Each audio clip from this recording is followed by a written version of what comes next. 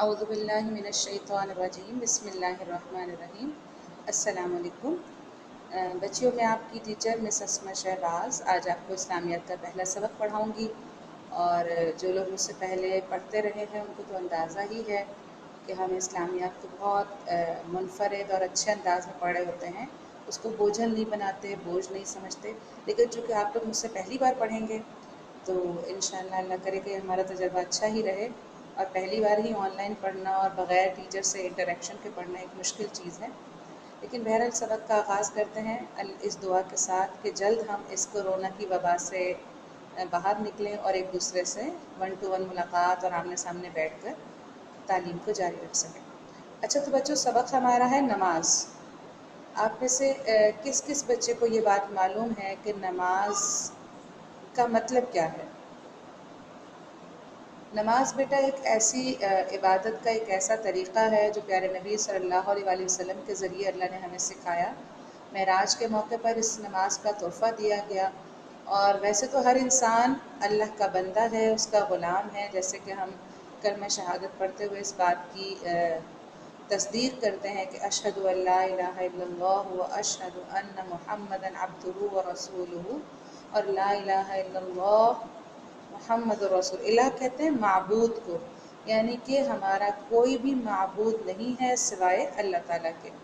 اور معبود کسے کہتے ہیں؟ جس کی عبادت کی جائے، جس کی پرستش کی جائے، جس کی بات مانی جائے، جس کی اطاعت کی جائے۔ اور ظاہر ہے کہ اطاعت کا حقدار، بات ماننے کا حقدار، یا پرستش کے جتنے بھی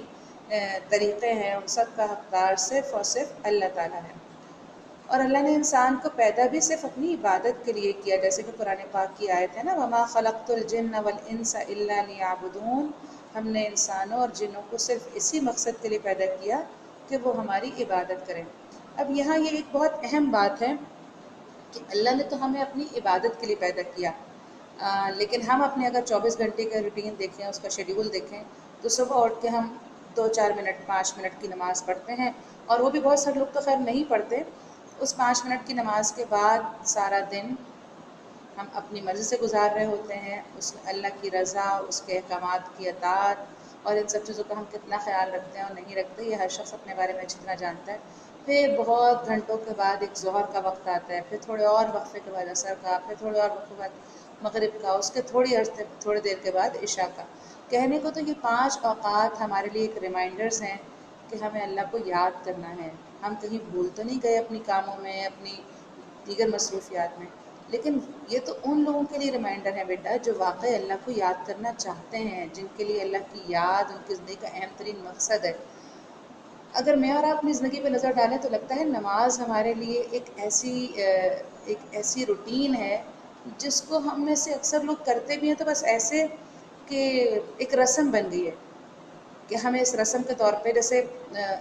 آپ میں سے اکثر لوگ دانت برش کرتے ہوں گے۔ کتنے لوگ ہیں جو دانت برش کرتے ہوئے یہ فیل کرتے ہیں کہ میرے دانت کا دانتوں کا ایک ایک پارٹ جو ہے وہ اچھی طرح سے صاف ہو جائے، کلین ہو جائے، اور دانتوں کی یہ صفائی میری ہیلتھ کے لیے مفید ہے۔ یہ سب کچھ ذہن میں رکھتے ہوئے تو نہیں کرتے نا، بس ایک فارمیلٹی، جلدی جلدی دانت صاف کیا اور باہر آگے۔ کیوں؟ کیونکہ امی پوچھیں گی دانت صاف کیے یا نہیں کیے تو ہم کیا جواب دیں گے، یا ہمارے منہ سے اسمیل نہ آئے، بس اپنی ذاتی فائدے کے لیے ہم دانت برش کر کے باہر آ جاتے ہیں۔ لیکن اگر ہم اس کے لیے یہ نیت رکھیں کہ اس دانتوں کی صفائی اللہ کے نبی صلی اللہ علیہ وسلم کی سنت ہے، یا دانتوں کی صفائی کے ذریعے میری صحت اچھی ہوگی، یا دانتوں کی صفائی کے ذریعے میری لوگوں سے جو انٹریکشن ہے وہ اس میں کسی قسم کی اسمیل اور بدبو نہیں آئے گی، اور لوگ مجھ سے خوشگوار تعلقات رکھنا چاہیں گے، تو یہ ایک الگ فیلنگ ہے نا۔ یعنی ہر کام کی کچھ نہ کچھ اگر نیت، سوچ اور پورے ارادے کے ساتھ کیا جائے تو پھر تو اس کے فائدے زیادہ ہوتے ہیں۔ ہم میں سے کتنے لوگ ہیں جو نماز کے لیے اللہ اکبر کہتے ساتھ یہ سوچ لیتے ہیں کہ بس اب اللہ سب سے بڑا ہے اور مجھے صرف اللہ کے آگے کھڑے ہونا ہے، اس کے علاوہ کسی ہستی کی مجھے فرمانبرداری نہیں کرنی، کسی ہستی کی مجھے اطاعت نہیں کرنی، اور کسی کی رضامندی اور کسی کی ناراضگی کا خیال مجھے پریشان نہیں کرے گا۔ ابھی آپ لوگ کلاس 6 میں ہیں، انشاءاللہ وقت آئے گا آپ تھوڑا اور بڑے ہوں گے اور اللہ سے آپ کا تعلق اور مضبوط ہوتا جائے گا۔ آپ میں سے کچھ تو ایسے ہوں گے جنہوں نے بھی تھوڑے ہی عرصے پہلے نماز شروع کی ہوگی، کچھ ایسے ہوں گے جو ابھی بھی تھوڑا تھوڑا سوچ کے پڑھتے ہوں گے، یا دن میں ایک تو نمازیں پڑھ لیتے ہوں گے۔ چلیں آپ سے ہم یہ سوال بھی کر لیتے ہیں، کتنے بچے ایسے ہیں جو 5 وقت کی نماز پڑھتے ہیں؟ اور کتنے ایسے ہیں جو 4 وقت، کتنے ایسے ہیں جو 3۔ چاہے ہم آپ کو ایک کام بھی دیں گے، ایک نماز ڈائری آپ بنائیے گا، نماز ڈائری میں پورے دن کی مطلب 500 نمازیں مہینے کے پورے شیڈیول کے ساتھ بنا کے، میں انشاءاللہ آپ کو اس کا ایک سیمپل دکھا بھی دوں گی کہ آپ کو کیسی نماز ڈائری بنانی ہے، اور یہ پھر میں آپ کی آن اینڈ آف چیک بھی کیا کروں گی انشاءاللہ۔ تو بیٹا ایک اور بات بھی آپ سے کہنی تھی، جیسے ہم اپنے گھر میں کوئی میڈ رکھتے ہیں اور وہ آئے اور آ کے اپنی مرضی سے بیٹھ جائے یا کچھ اور کام کرنے لگ جائے، اپنا کام جو ہم نے اس کو دیا ہے وہ نہ کرے، بلکہ آپ کے گھر میں بیٹھ کے آپ کی ڈریسنگ پر سے مختلف سامان اٹھا کر اس کو چیک کرنے لگ جائے، یا ٹی وی چلا کے بیٹھ جائے، یا آپ کے بستر پہ جا کر سو جائے، تو آپ کو کتنا غصہ آئے گا؟ آئے گا نا؟ کیوں آئے گا غصہ؟ کیونکہ آپ نے اسے جس کام کے لیے ہائر کیا ہے وہ اس کام کو کرنے کے بجائے اپنی مرضی سے دوسرے کام کر رہی ہے جن کی اجازت آپ نے اس کو نہیں دی۔ آپ بتائیں، میڈ کو تو ہم چند گھنٹوں کے لیے قیمتاً رکھتے ہیں، اس کی تنخواہ مقرر کرتے ہیں کہ بھائی اتنے گھنٹے ہمارے ساتھ تم نے کام کرنا ہے، اس کے بدلے میں ہم تمہیں یہ اور یہ فوائد دیں گے۔ لیکن اللہ تعالیٰ جو ہمارا خالق بھی ہے، جو ہمارا مالک بھی ہے، جو ہمارا رازق بھی ہے، جس نے ہمیں پیدا کیا، جس نے ہماری ایک ایک سانس بنائی، جس نے یہ آنکھیں، یہ زبان، یہ ہاتھ، یہ ناک، یہ کان، یہ چہرہ، یہ خوبصورت جسم، ہر چیز عطا کی، پھر یہ خوبصورت سا جو ماحول ہے، یہ کائنات ہے، یہ ماں باپ ہیں، بہن بھائی، گھر، ہر چیز اللہ نے ہمیں عطا کی،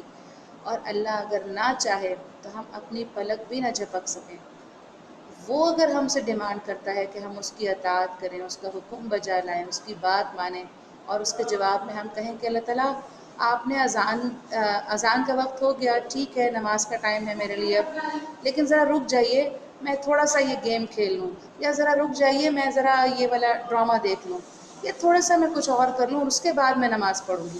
آپ بتائیں کہ کیا آپ اپنے گھر میں کام کرنے والی ملازمہ کو اس بات کی اجازت دیتے ہیں کہ ذرا رک جائیے، میں تھوڑا سا لیٹ جاؤں پھر آپ کے گھر کی صفائی کر دوں گی، یا تھوڑا رک جائیے میں کچھ اور کام کر لوں اور پھر میں آپ کے گھر کی صفائی کرتی ہوں؟ ہم تو نہیں اجازت دیتے، جبکہ ہم نے تو اسے صرف چند گھنٹوں کے لیے ہائر کیا ہے، ہم اس کو رزق نہیں دے رہے، ہم اس کو صحت نہیں دے رہے، ہم اس کو اولاد نہیں دے رہے، ہم اسے کچھ بھی نہیں دے رہے، صرف چند گھنٹوں کا معاوضہ کچھ روپوں کی صورت میں دیتے ہیں، اور ہماری ایکسپیکٹیشنز کتنی ہائی ہوتی ہیں۔ تو وہ رب العالمین جس نے یہ پوری کائنات بنائی، جس نے مجھے اور آپ کو بنایا ہی، وَمَا خَلَقْتُ الْجِنَّ وَالْإِنسَ إِلَّا لِيَعْبُدُونَ، یعنی ہم نے جن اور انسانوں کو کس لیے پیدا کیا؟ صرف اس لیے کہ وہ میری عبادت کریں۔ آپ بتائیں 24 گھنٹے کے ٹائم میں وہ مین مقصد زندگی جس کے لیے اللہ نے ہمیں پیدا کیا، عبادت، اس کے لیے کتنا وقت ہم نکالتے ہیں، اور اپنی ذاتی خواہشات اور اپنی فضول مصروفیات کے لیے ہمارے پاس کتنا وقت صرف ہو جاتا ہے۔ اگر پورے دن کی کیلکولیشنز کی جائیں تو نماز تو بمشکل 20 سے 25 منٹ لگتے ہوں گے سارے دن کی نماز پڑھنے میں، 24 گھنٹے کی نماز پڑھنے میں، اور اس کے بعد باقی وقت ہم کیا کرتے ہیں؟ چلے اگر تلاوت کرتے ہیں بہت اچھی بات ہے، آدھا گھنٹہ اس کا بھی ایڈ کر لیجئے، کچھ ذکر اذکار تسبیحات کرتے ہیں، بہت ہی اچھی بات ہے، 15-20 منٹ اس کے بھی لگا لیجئے، لیکن یہ سارا کچھ ملا کر بھی 1 گھنٹہ بنتا ہوگا،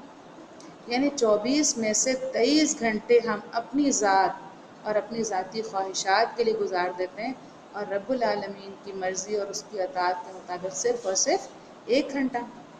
لیکن بیٹا اتنا پریشان ہونے کی ضرورت نہیں ہے، بے شک یہ ہے ایک الارمنگ سچویشن، لیکن بڑی ایک اچھی اور امید افزا بات یہ بھی ہے کہ عبادت کا مطلب صرف نماز نہیں ہے، عبادت کا مطلب صرف تسبیحات، روزہ، زکوٰۃ یہ نہیں ہے،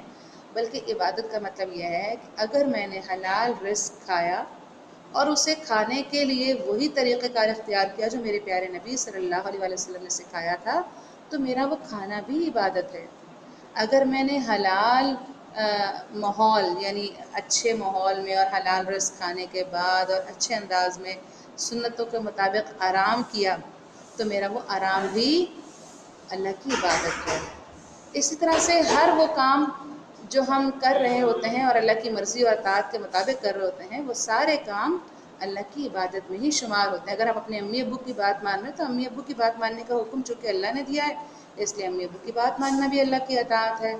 اگر ہم اپنے چھوٹے بہن بھائیوں سے پیار سے بات کر رہے ہیں تو چھوٹے بہن بھائیوں پر شفقت کا حکم بھی اللہ نے دیا ہے، تو گویا یہ بھی اللہ کی عبادت ہو گئی۔ اگر ہم بڑوں کا ادب کرتے ہیں، اپنے اساتذہ کا احترام کرتے ہیں، اپنے رشتہ داروں سے صلہ رحمی کرتے ہیں، تو ہر عمل ہمارا اللہ کی عبادت میں شمار کیا جائے گا۔ لیکن کیا ہے، صرف اور صرف اپنی نیت کو اچھا رکھنا ہے۔ جیسے ایک مثال اور آپ کو دیتی ہوں، کسی نے اپنے کمرے میں ایک کھڑکی بنائی، کھڑکی بناتے ہوئے اس کی نیت یہ تھی کہ میرے کمرے میں اچھی سی ہوا آئے باہر سے، اور ایک اور شخص ہے جس نے کھڑکی اس نیت سے بنائی کہ اس کے کمرے میں اذان کی آواز آئے۔ اب ہوا تو اس کے پاس بھی آئے گی، لیکن اس کی نیت کیا ہے؟ اس کی نیت یہ ہے کہ اس کو اذان کی آواز سنائی دے۔ تو پیارے بچوں بتاؤ، ثواب کس کو ملے گا؟ جس نے اپنی کھڑکی بناتے ہوئے یہ نیت رکھی کہ مجھے اذان کی آواز سنائی دے۔ گو کہ ہوا تو اسے بھی ملے گی ہی نا، ہوا تو ہر حال میں اندر آئے گی، لیکن نیت کی وجہ سے اس کا ثواب بالکل بدل جائے گا۔ ٹھیک ہے جی، انشاءاللہ نماز کے بارے میں مزید گفتگو ہم اگلے لیکچر میں کریں گے۔ آج کا بس اتنا ہی۔